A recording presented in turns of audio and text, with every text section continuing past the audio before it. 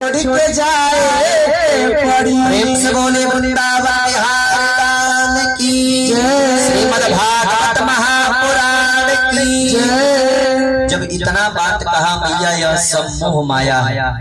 देवहूति ने प्रश्न किया, बेटा इस मन को हम कैसे मोड़े, कैसे इस मोह माया से निकले। कपिल जी कहते हैं माँ, उसका सबसे सरल एक ही साधन है कि संतों का संग करिए, और जिनका मन उसमें लगा हुआ है ऐसे रसिक संतों का आप संगत करिए। वह भगवान के नाम रूप लीला और धाम गा गा कर सुनाकर तुम्हारे मन को भगवान की ही तरफ मोड़ देंगे। ऐसा जब कपिल भगवान ने कहा तो फिर माता देवहूति ने कहा कि पुत्र यह बताइए कि कैसे पता चलेगा कि यह सच्चा संत है। आखिर संतों का पहचान क्या है, किसका संग करें कि ऐसा संत मिले। कपिल भगवान कहते हैं माँ, साधुओं के 5 लक्षण होते हैं। साधुओं के 5 लक्षण होते हैं। क्या? तितिक्षवा कारुणिका सुहृदया सर्वदीना अजात शत्रव शांता साधव साधु भूषण। की माता साधु के 5 लक्षण होते हैं। क्या? तितिक्षवा बड़े सहनशीलता उनके अंदर होती है, उनके अंदर द्वंद्व करने की सहन होती है, सहनशीलता होती है। और दूसरा कि वह दूसरों को दुखी देख कर दुखी होते हैं, क्योंकि उनमें करुणा बहुत होती है माता। और तीसरा चीज है कारुणिका। तीसरी बात उनके अंदर करुणा बहुत भरी रहती है। और वह सुहृद सर्वदेहिना, जितने भी देहदारी सभी को सुहृदय मानते हैं। और वह अजात शत्रु हो, वह अजात शत्रु होता है।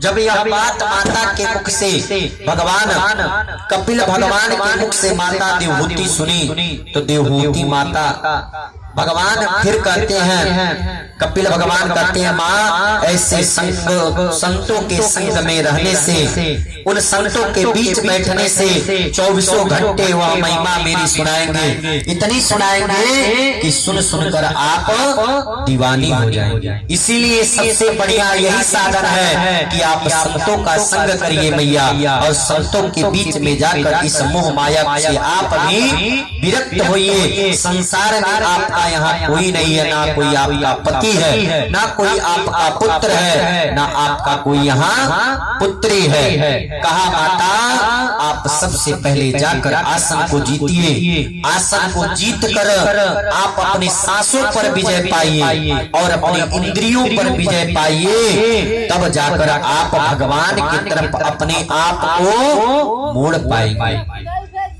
माता ने कहा कि आसन को जीत सकते हैं, लेकिन श्वासों को कैसे जीत पाएंगे। तो कपिल भगवान कहते हैं उसके लिए आपको प्राणायाम करना होगा। प्राणायाम करके अपने सांसों पर हम विजय पा सकते हैं, क्योंकि प्राणायाम और प्राणायाम में अंतर है। प्रणाम करके 4 चीज जीत सकते हैं, आयुर्विद्या यशो बल।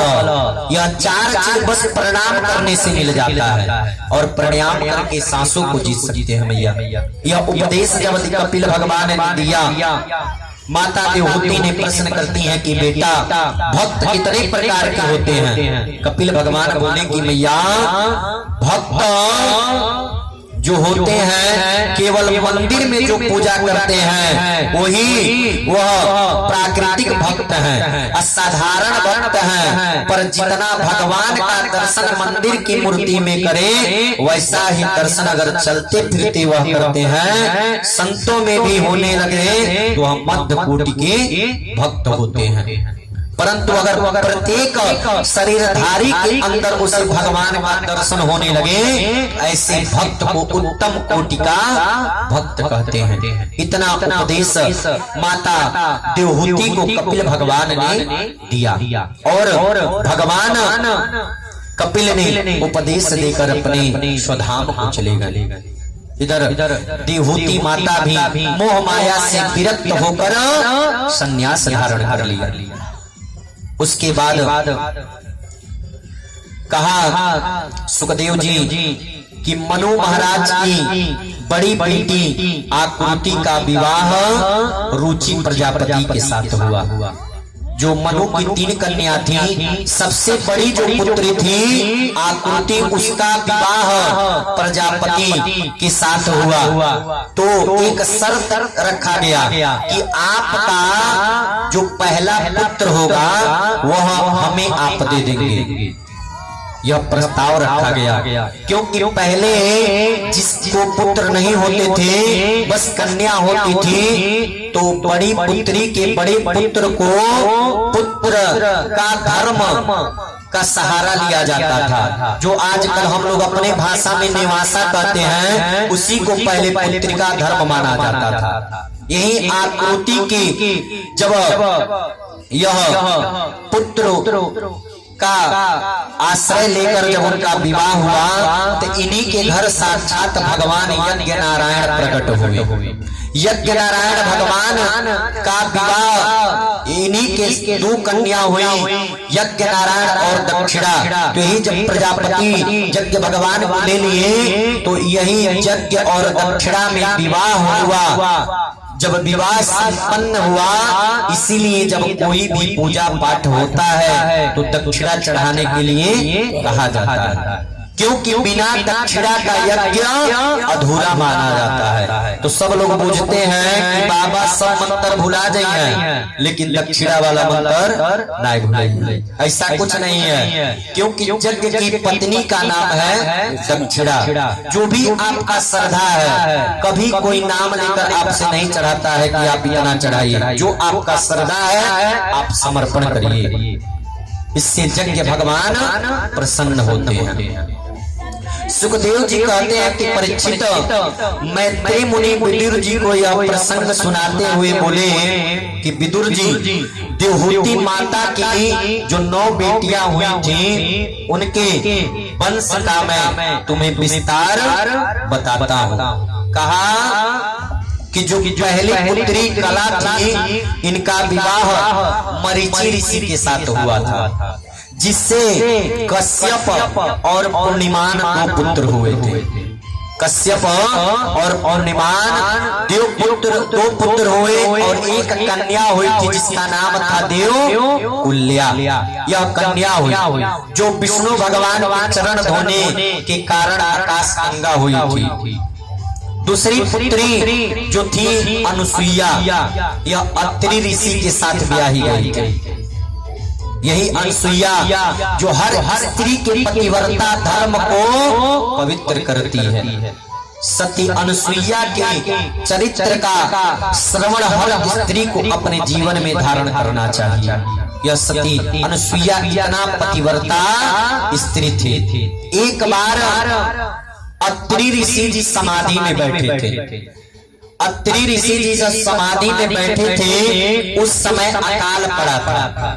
अकाल पड़ने के कारण चारों तरफ सूखा पड़ गया, और यह जो अनुसुईया थी पतिव्रता धर्म का पालन करती थी। जब अत्रि मुनि तपस्या कर रहे थे, तो वहीं अनुसुईया बगल में हाथ जोड़कर ओम पति परमेश्वराय नमः कह के खड़ी थी, हाथ जोड़कर कि कब हमारे पति का आंख खुलेगा और कब हमसे क्या मांग लेंगे। इसी के आस में सती अनुसुईया वहीं हाथ जोड़कर पति के बगल में खड़ी थी। एक दिन जब अत्रि मुनि का जब ध्यान टूटा, तो ध्यान टूटते ही उन्होंने अनुसुईया से पानी मांगा। अनुसुईया से पानी मांगा। उस समय अकाल पड़ा था, हर जगह सूखा पड़ा था, दूर दूर तक कहीं कुछ दिखाई जल नहीं दे रहा था। अगर अनुसुईया चाहती तो मना कर सकती थी कि पति देव इस समय सूखा पड़ा है, मैं जल आपको कहां से ले आऊं। लेकिन अनुसुईया ने सोचा कि मेरी पतिव्रता धर्म नष्ट हो जाएगी अगर मैं मना कर दूंगी तो। अनसुईया ने कहा, जी स्वामी, मैं कुछ समय आप इंतजार करिए, मैं आपको जल लेकर आती हूँ। अनसुईया कमंडल लेकर जल की खोज में चल दी। चलते चलते दूर तक जल नहीं मिला। एक आश्रम दिखा, आश्रम में गई। वहां एक स्त्री रहती थी जिसका नाम था नर्मदा। वह बेचारी अकेली उस आश्रम में रहती थी। जब माता गई तो माता जाकर उस स्त्री से कहा कि क्या थोड़ा सा जल मिलेगा। उस स्त्री नर्मदा ने कहा कि कई वर्षों से यहाँ अकाल पड़ा है, सूखा पड़ा है, मुझे खुद पीने के लिए जल नहीं है, तुम्हें कहां से दूंगी। अनसुईया ने कहा, ठीक है, लेकिन तुम कौन हो, तुम यहाँ अकेले क्यों रहती हो। उस नर्मदा ने कहा, मेरा नाम नर्मदा है, मैं इसलिए यहाँ हूँ, मैं तपस्या करने आई हूँ, क्योंकि जिस पुरुष से मेरा विवाह होता है वह पुरुष जीवित नहीं बचता है। ऐसा सुनकर अनसुईया ने कहा, देवी तुम चिंता मत करो, मैं तुम्हें स्वदेह स्वर्ग में भेज दूंगी। नर्मदा ने अपने जंघा से जल निकालकर माता अनसुईया के कमंडल में दिया, तो उसी के बदले अनसुईया ने अपने पतिव्रता के दम पर, धर्म के बदौलत उस नर्मदा को स्वदेह स्वर्ग में भेज दिया। इधर जल ले आकर अत्रि मुनि को पान कराया। जब पान कराया, नर्मदा जब स्वर्ग में गई, अब तो नारद जी को नहीं रह गया। नारद जी नारायण नारायण करते हुए पहुंच गए तो लक्ष्मी जी के पास। कहा, महाराज अब इस स्वर्ग में भी जगह बचने वाला नहीं है। लक्ष्मी जी ने कहा, क्या हुआ।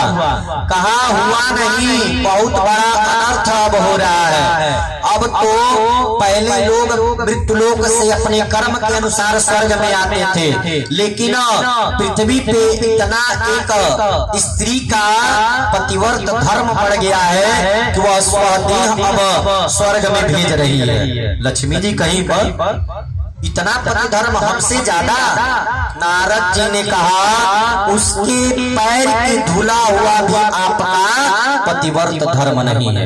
अब नारद जी झगड़ा लगा दिया, लक्ष्मी जी से कह दिया कि उसके पैर के धुलने के बराबर आपका पतिव्रता धर्म नहीं है। अब इतना कह के नारद जी वहां से नारायण नारायण करके आ गए। कहा, तो ब्रह्माणी के पास। जब यहाँ आए ब्रह्माणी के पास, ब्रह्मा जी उस समय नहीं थे। ब्रह्माणी जी से भी वही बात कहा कि मैया अब स्वर्ग में भी संकट आने लगे हैं और स्वर्ग में जगह नहीं बचेगा, क्योंकि पृथ्वी पे एक पतिव्रता स्त्री का जो प्रताप है बहुत ज्यादा बढ़ गया है। इतना उसका पतिव्रता धर्म का जो बातचीत है बहुत ज्यादा बढ़ गया है। ब्रह्माणी भी नाराज हो गई। उसके बाद अब नारद जी यहाँ से भी नारायण नारायण करके आ गए। कहा, तो पार्वती मैया के पास। पार्वती मैया के पास भी आकर नारद जी ने यह बताया और कहा। तो जब पार्वती मैया जी भी सुनी तो उनको भी कष्ट हुआ। अब ये तीनों महारानी एकदम क्रोधित हो गई, आग कबूला होके बैठ गई कि अब आवे तो मैं इसके पतिव्रता व्रत को जो निष्ठा है इसका मैं उसे भंग कराऊंगी। अब जब विष्णु ब्रह्मा जी शिव जी जब आए, जब देखा इधर अपने अपने जब घर को आए तो देखा कि तीनों रानियां क्रोधित होकर बैठी हैं। तो पूछा, क्या बात है। तो उन्होंने कहा कि आपको अनसुईया का पतिव्रता धर्म भंग करना है। उन्होंने कहा, क्यों, क्या हुआ। कहा, हुआ नहीं कुछ, आपको जाकर उसके पतिव्रता धर्म को भंग करना है। तीनों ने स्वीकार कर लिया। कहा, ठीक है। तीनों देव चल दिए और इसलिए नहीं कुछ कहे कि सोचे कि कुछ बोलने से अच्छा है कि उसको करके दिखा दिया जाए।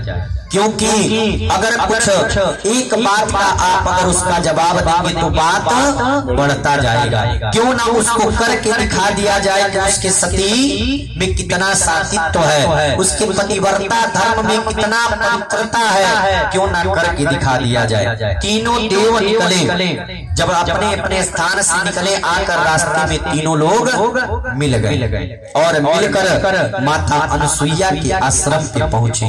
उस समय अत्रि मुनि घर पे नहीं थे, स्नान करने गए थे। यहाँ आए, अनुसुईया के आश्रम पे आकर बाहर से ही आवाज लगाए कि भिक्षाम देहि, भिक्षाम देहि, आवाज लगाए।